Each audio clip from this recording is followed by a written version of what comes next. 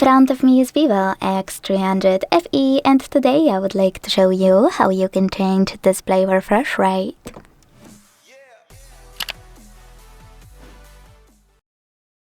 First of all, go into settings and scroll to click on display, brightness and eye protection.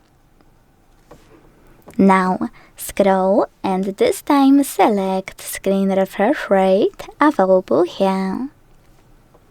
Click on one of those to apply it: Smart Adaptation, Standard or High. And once you're ready, just go back. Your changes will be automatically applied. So when I do that, as you can see, my screen refresh rate has changed.